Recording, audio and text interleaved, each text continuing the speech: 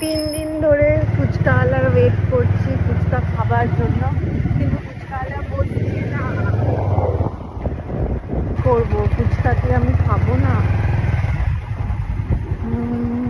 অন্য জায়গায় ফুচকা খেতে আমার ভালো লাগে, সেই কারণের জন্য খেতে পাচ্ছি না। কি আফসোস। কখনোই তো আমার কিছু কিছু ইচ্ছা করে খেতে, তাও আমি পারি না। হ্যালো এভরিওয়ান, কেমন আছো সবাই তোমরা? আমি তো খুব ভালো আছি। আর তোমাদের সামনে নতুন একটা ব্লগ নিয়ে আবার চলে এসেছি। তো আমার ফুচকা খেতে খুব ইচ্ছা করছিল কালকে ইভিনিংয়ে, কিন্তু আমি ফুচকা না পেয়ে ভেলপুরি খেতে চলে গেলাম। না পেয়ে ভেলপুরি খেতে চলে এসেছি। কার সাথে?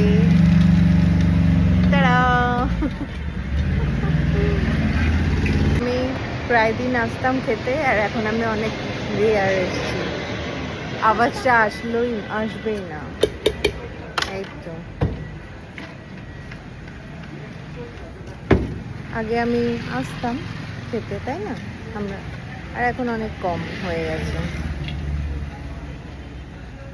আমাদের কিছু চেনাশোনা জায়গা থাকে যেখান থেকে আমরা খাওয়াটা প্রেফার করি, তাদের হাতের খাওয়াটাই ভালো লাগে আমাদের।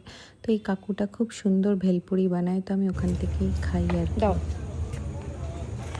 Thank you.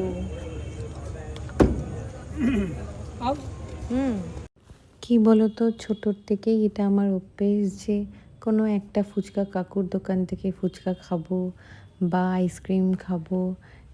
এটা আমি করে এসেছি, এখনও আমি ওটা করি।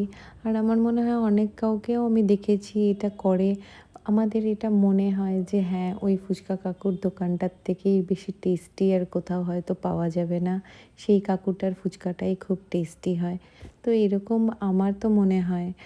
ছোটোর থেকে আমার একটা অভ্যেস আছে, সেগুলো আমি ছাড়তে পারি না আর কি।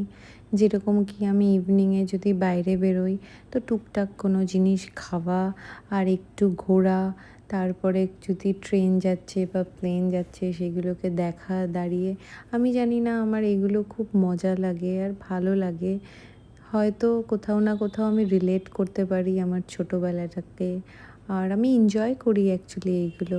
আর ভেলপুরি খাবার পরে আবার আমরা পাপড়ি চাট নিয়ে নিচ্ছিলাম। আমি ওই যে বললাম না, কাকুটা খুবই সুন্দর সব কিছু বানায় আর খুবই টেস্টি লাগে। আর এখানে কিট্টুকে দেখে তো আমিও আমার ছোটোবেলার কথা মনে করছিলাম। আর আমি কোচিং থেকে ফেরার সময় কত কিছু যে খেতাম সেগুলো আমার মনে পড়ে যাচ্ছিল আর কি। আমার ছোটোবেলার দিনগুলো খুবই মনে পড়ে। আর যখন